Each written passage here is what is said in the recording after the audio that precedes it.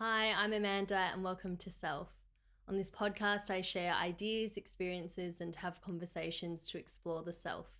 By developing our self-awareness, we can better show up for ourselves and those around us, and hopefully all live happier and healthier lives. Today's episode is about boundaries. It's about my experience with boundaries and understanding the difference between setting boundaries and controlling behavior.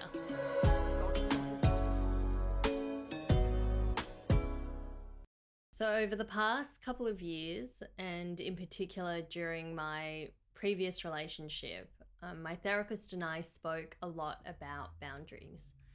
And this was mostly because I think for most of my life, I struggled with recognizing what my own boundaries were, really seeing them, defining them, and communicating them, and even having the opportunity to communicate them. And also, in part, me being able to recognize what other people's boundaries were. So growing up, I definitely think I missed out a lot on setting healthy boundaries. That wasn't something that grew up with. The idea of it, the understanding of it, that just wasn't common. And I think perhaps for most of us, that was the case. Like maybe you got lucky and you had parents or in your family, part of the value set was already respecting certain boundaries without expressly communicating it. Or perhaps you did grow up with parents who were able to communicate that. But that wasn't the case for me. And I struggled a lot with being able to identify that and being able to communicate boundaries, setting healthy boundaries, actually understanding what boundaries are and setting healthy boundaries and communicating them in a healthy way, and also being able to receive other people's boundaries and not taking that as a personal attack or anything. And so for some time, I think I, really did struggle with this. And within the space of a romantic relationship, what I would do is, because I wasn't able to understand and see exactly what boundary setting is versus what is controlling or manipulative behavior disguised as an expression of needs in a relationship, or like as boundaries in a relationship, that I would really just kind of give in to a lot of demands, I suppose. And a lot more, I think, when I was younger too. And so my therapist and I, speaking through different boundaries over the past couple of years, we were able to, I think throughout my conversation with her, I was able to really identify what my boundaries are. And also understanding that boundaries are about setting limits to protect me. Boundaries are about us. It's not about the actions of another person or trying to control that. It's very much about us. And that was something that she said to me and has stuck with me. And that's the check-in point, because I think, while I've been on the other side of receiving quote unquote boundaries that are actually just attempts at controlling my behavior with other people or something like that, I think I've also been guilty of that, perhaps when I was a lot younger, through different insecurities, trying to express something that I needed. And what I was essentially doing, though, was making a demand for control.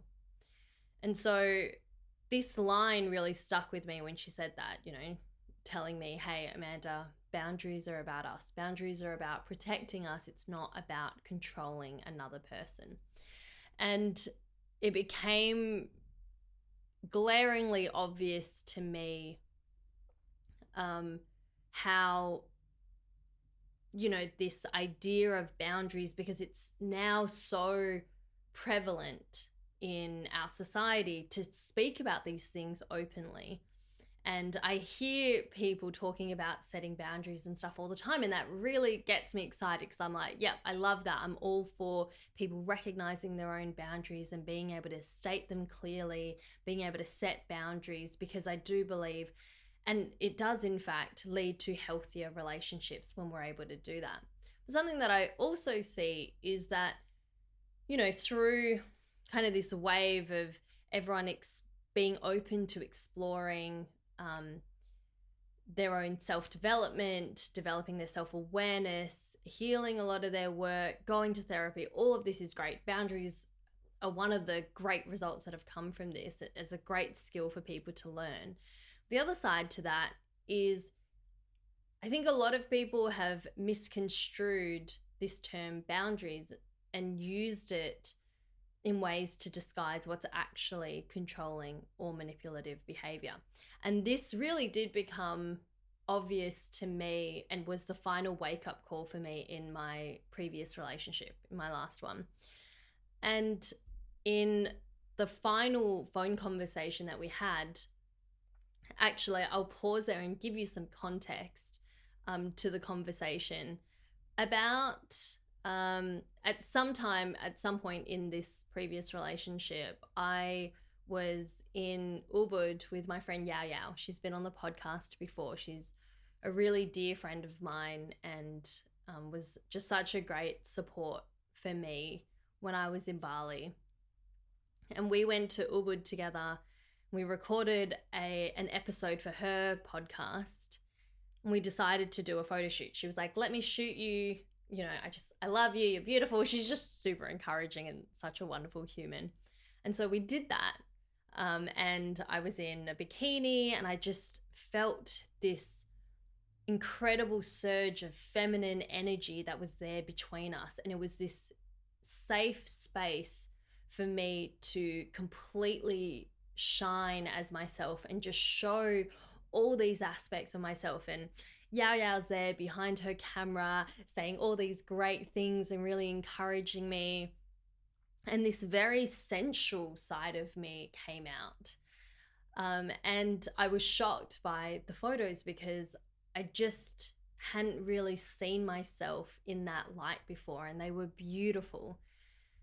So I had this collection of photos. And I remember at the time when she sent them to me, I was like, I want to put these up, and I wanted to put them up because I love the human form and I love the female body.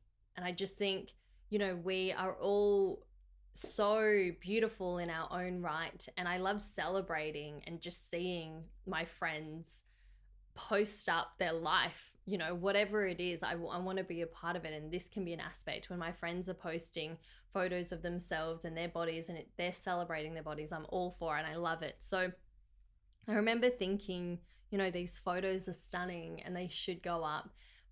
And I had a conversation with my ex at the time and I could tell that he was like really uncomfortable about it.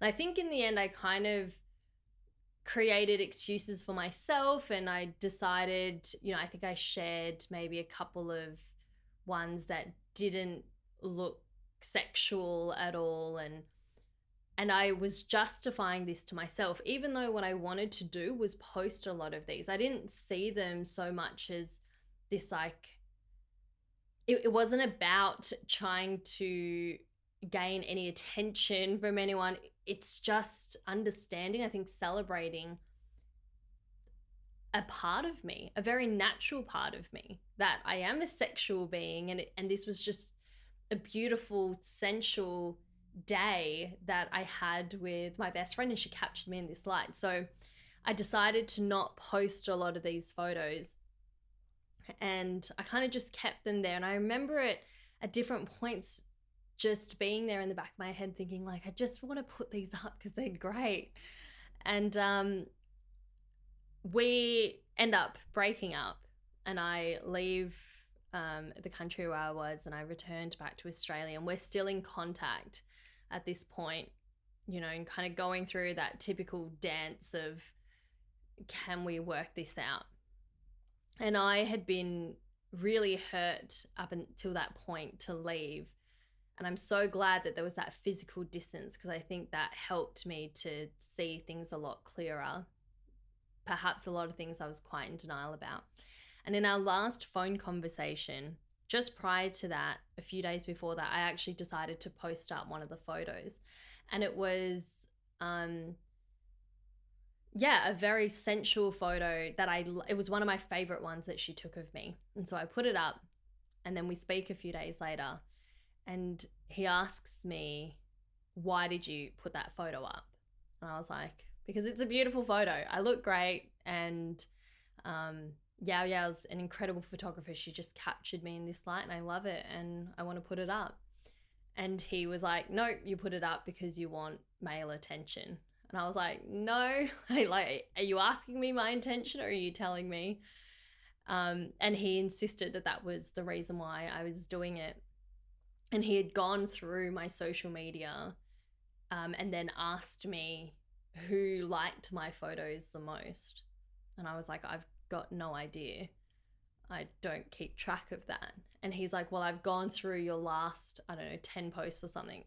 And this person liked your photo the most, which is one of my girl best friends. And he's like, but second to her was like this guy and this guy who are some of my mates. And I'm like, yeah, and you know, he was drawing conclusions and alluding to something more being there. And I was like, these are just some of my good friends and I would like all of their photos. He asked me about what my behavior on Instagram was like, you know, whose photos I choose to like. And I was like, mate, there's an algorithm. I don't even get to see most of my friends' photos. Most of the stuff I see is sponsored stuff and ones from random pages. So whenever I get to see one of my friends' photos, I will like it. Of course I would. I just want to encourage my friends, unless they're posting something that I personally have a stance against. It's like a massive conflict in my values. I'm going to like their photos.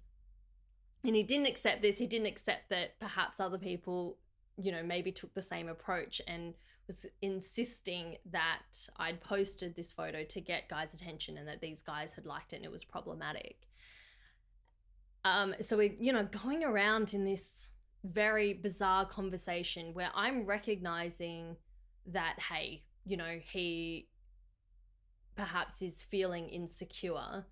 And in the end, what he says to me is, I don't want a partner who, I'm not okay with my partner posting photos of her body on Instagram. And I'm not okay with you having guy friends and we can talk about your existing male friendships. And we had spoken, I think, in this same conversation about meeting new friends. And we had met a friend together earlier in the year at a ski slope. And I got his contact details. We exchanged Instagram. I was like, hey, I'll let you know when we're heading up on the mountain. The guy was there alone for a few weeks. So I was like, yeah, now you've got some riding buddies. I'll let you know. And he brought up that person and he was like, you know, that's not okay. And I was like, what do you mean? Like, what would you have me do? You know, there's like someone here who wants buddies. Like, why wouldn't I connect with him? And he was like, I would rather you defer him to me. And I'm like, you don't like organizing things. He's like, yeah, but I would rather you defer him to me and I'd rather be the one to do that than have you messaging other guys. And so this is all in the same conversation, right? Where we aren't together anymore even. And what he was setting there, and he said that these were his boundaries. And that didn't sit right with me. I knew that was not okay. First of all, to be perfectly honest, I think I sat there considering the boundary, quote unquote, really just a demand and an attempt to control my behavior on social media. I sat there and I considered like, yep, okay, I mean, I really don't need to be posting photos of my body on social media, so I guess I could do that. But but the request of me not having male friends, and then we could talk about my current male friendships, I was like, absolutely not. I've had guy friends my whole life. I've got, you know, incredibly great platonic friendships with males and very healthy relationships with great healthy boundaries. And I have absolutely no issues. And I haven't ever had issues with previous partners with me having guy friends. And I was like, that is not up for discussion. And I'm glad that he pieced those two things together, because perhaps if he didn't, maybe it was just the first thing. I probably would have considered things to try and, I guess, like, be a people pleaser in a way, try and resolve that conflict. So thankfully he did kind of pair those things together, because if there's one thing that's not up for discussion, it's my friendships with whom I'm going to be friends with. That's my choice. So he says this and I'm like, there is really nothing left here to salvage. Like, we're so done. So we end the conversation and he messages me and he's like, I just want to be really clear about my intentions and everything. And if we're on the same page about boundaries, then maybe we can work this out. And I'm like, this is not about boundaries. This is not a boundary. This is not setting boundaries. What this is ultimately about is your insecurity. And I was like, and I feel really sad, because rather than you being able to identify and see these insecurities within you, what you're doing is projecting them back on me and trying to control my behavior. The reality is, when we feel the need to control another person's behavior or another person's autonomy, the way that they might act, their friendships, when we take issue with this and we try to control it, it's likely that that's coming from a wounded place or an insecure or an anxious place. And I say that from experience, because I have experienced that before. I've experienced the compelling need to go, no, like, please don't do this so then I feel better. And that's something that I challenged myself with a lot for some time, so that I would stop doing that, because I didn't want to be that person. I don't want to be a controlling person. I want people to act freely. I want my partners to be able to be themselves and to do what it is that they want. And if we're aligned in our core values, and we have very clear established actual healthy relationship boundaries, and we talk about our needs and how things come up for us, in a healthy relationship, we will be dealing with our own stuff within us and not projecting that onto our partners. And there is no need, no desire even to control.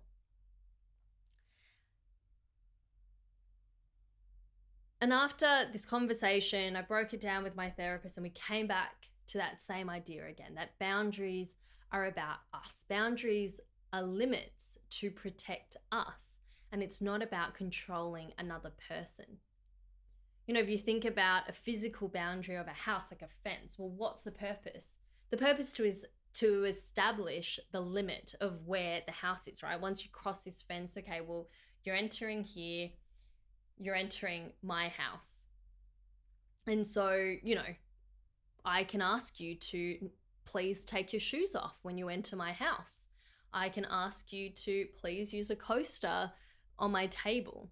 And in the same way, when we set boundaries that are about us, it should be things towards us. So, for example, please don't grab me in such a rough manner. Like, that's okay. That's a boundary. I am not comfortable with having super rough sex. That's a boundary. That's expressing what it is for you, because there's that impact. It's something done untowards you.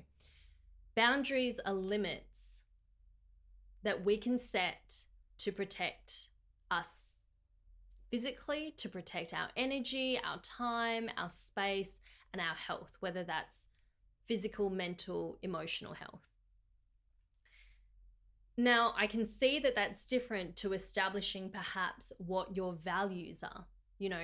You might say, well, I don't want to be in a relationship with someone who posts photos of their body, and I don't want to be in a relationship with someone who has guy friends. Okay, sure. If you want to be a controlling asshole, you have every right to state that that is your value set. But let's not confuse that with boundaries. Let's not disguise by using the term boundary that is a very healthy thing to set, when in fact all you're doing is trying to control your partner. And if you state that that's what you want in a relationship, and another person says, well, that's not the kind of relationship I want to be a part of, let's not mistake that as them not respecting your boundaries. I might not respect you as an individual because I don't respect perhaps people who want to be controlling in that manner. However, that is not a boundary. I am not someone who is disrespecting your boundaries just because I'm not giving in to your need to control me.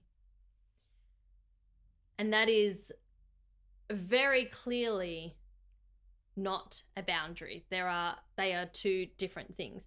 Now, I want to give you an example on the other side of something that I experienced earlier in the year when David and I were doing long distance, because I was in Japan, he was in Australia. And he told me, he was like sharing to me about like, you know, stuff that's going on for him, telling me about some new female friends that he'd made. He was like super stoked about it. And I was really happy for him. And then there was this insecure part of me that started getting a little bit loud, and I noticed it, and I'm like, cool, I know that you're there. And I started feeling a little bit uncomfortable, and I gave it a couple of days for me to think about and reflect on, and then I shared it with him. Now, in that moment, my partner telling me that he's made some female friends, me feeling this sense of insecurity, maybe a tiny bit of jealousy, there are multiple scenarios that could have come from this. One I can imagine is me saying, hey, I'm feeling like really insecure about you having female friends. We're so far apart. I don't know them, blah, blah, blah. And he could go, oh, well, then I won't have female friends. Like I won't do that. I don't want you to feel bad. And then it would be quote unquote resolved. And seemingly things are fine, right? Perhaps some might look at that and go, oh, wow, she was establishing a boundary of hers, and look at him hearing her out and being such a respectful boyfriend. That's not the case for me. I don't see that as healthy boundary setting. I don't see that actually as a boundary. And that's actually not healthy for his boundaries. He has every right and freedom to have friends of the opposite sex. And rather than being able to go, hey, whoa, I hear that you're insecure, you're feeling insecure about this, let's talk about it more. But what's important for me is to be able to have my friends and have the freedom to have friendships with the same and opposite sex. So that's one scenario, right? Where I think that can happen for a lot of people, where someone shares a part of them and then another person actually backs down from their own boundary and gives in for this seemingly resolution, whereas that's still not in the space, operating within the space of healthy boundaries. A second thing that could have happened there is me saying, hey, I'm not okay with you having female friends because I'm so far away. I don't know them. You know that I've got these past trust issues and these traumas from my childhood. I am not okay with you having friends. So if we're going to be together, you're not allowed to have female friends. Again, not a boundary. What that is coming from is my own insecurity, and I'm projecting it on him, making it a him issue, and then stating this as a fake boundary, whereas what I'm really doing is just controlling the way that he acts and controlling what friendships he has. And finally, what actually resulted in this case was I spent a couple of days reflecting on it, and I shared with him what was going on for me. And I'm like, I'm actually honestly so stoked for you for making friends. because I value friendships as well. We both know that about each other, is that we're both people who are great at making friends. I love that he's such a people person. I love that he connects so well with people. And for me, something I value is all the different friendships that I have. And I value other people being able to have friendships and connections with the same and opposite sex as well. So I was really stoked for him. I shared that and I was like, there was a part of me, this insecure part of me that from my childhood stuff. He knows me. He knows the stuff that's gone on because of what happened between my parents and my dad cheating and stuff, that there's stuff that can get triggered for me. And I was like, that insecure part of me kind of got activated. It's a little part of me that feels jealous. And I just want you to know what's going on. But I don't want you to stop sharing things with me because I want to know what's going on for you. And I also don't want you at all. I was like, this is not me asking you to not have female friendships at all. I'm just letting you know what's happening. And I know that in a relationship, like, this stuff's going to come up. We're going to kind of, through different things, it's going to trigger and bring up different stuff. And we had this beautiful conversation because he's like, yeah, totally hear you. And I'm not going to stop having, female friends. That's something that I value. We both value that. And so, and he gave me reassurances about his love for me and all of that, which I knew, and what was so great about that conversation was it wasn't about either of us talking about the behavior. The behavior itself is not an issue. Like, him making friends is an issue. It just brought something up in me. And then what we could have a conversation about were those insecure parts, was stuff for me that comes up, and these narratives, these belief systems that maybe still exist in me, and what comes up. And it was an opportunity for us to deeply connect. And it was just beautiful because it developed this other layer of trust for both of us. For me, being able to express myself and be vulnerable and tell him what's going on, then to be able to respect and trust him to not back down from his boundaries and honor himself. And then on his side, for me, being able to express this without setting any kind of controlling demands, because those are major red flags. If I'd come out and just been like, you can't, like, that's a huge red flag. No, like, I don't do that. That's not my relationship with him. And so, what I see in romantic relationships, and something that is actually such a great thing about it, is that relationships reveal stuff to us that we ultimately need to work on. They are just mirrors. Our partners mirror us back to ourselves and mirror some ugly parts of us that we might be in denial about, perhaps that we don't have to face as often when we're not in such close proximity with another person, when we aren't so invested, when we're not, loving someone and there's a chance of getting hurt, because you can't separate the two. Loving another person comes with the risk of getting hurt. So all this extra stuff comes up. And, when this stuff is revealed to us, one option is to see it and communicate that to our partners, and being able to go, hey, whoa, this is what I can see in myself, and this is stuff that I need to work on or want to work on and will be working on. And the other is to make it a them problem.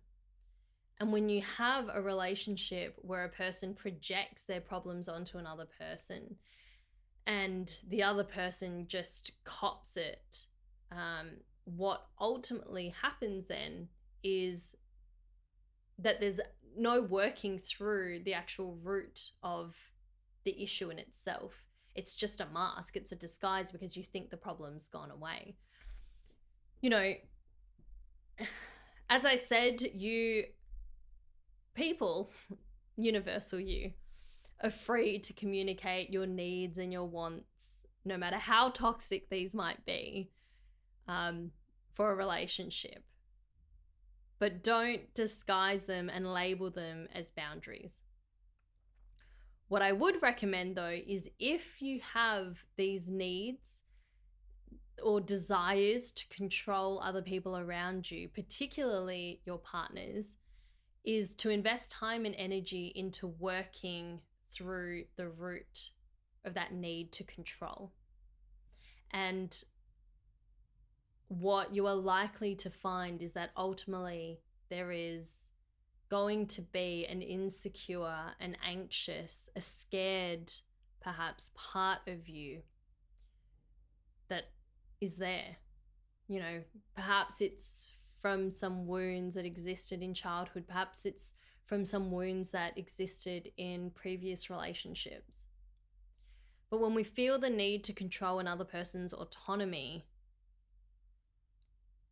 this is not setting a boundary. Requiring another person to act or behave in a certain way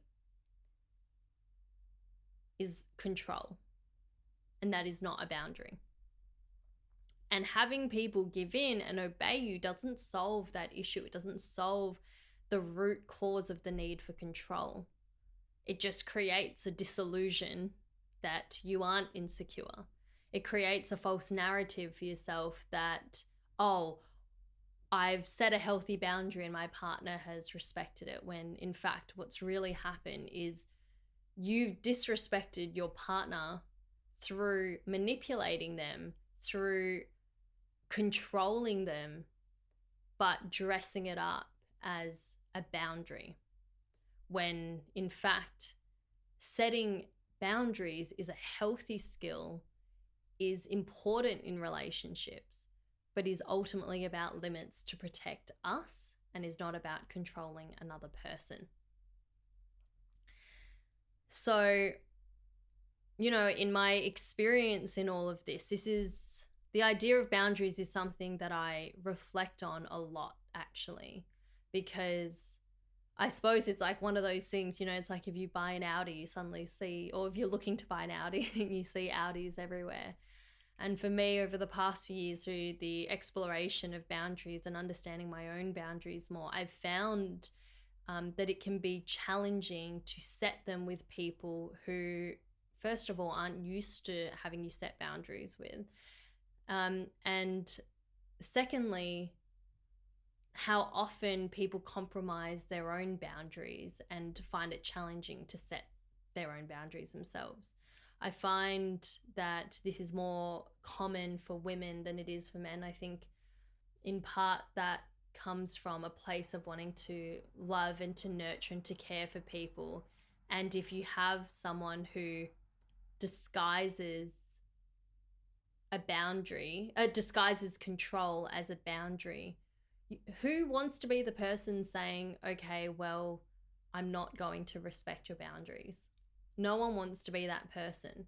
So when you have a person who is in fact deceitful, intentionally or not, I'm not saying that these people necessarily are like being sinister when they're trying to disguise a controller's boundaries. Perhaps they really are convinced that that is setting a boundary. Perhaps my ex really did think that that's what he was doing, was setting boundaries for himself or for a relationship.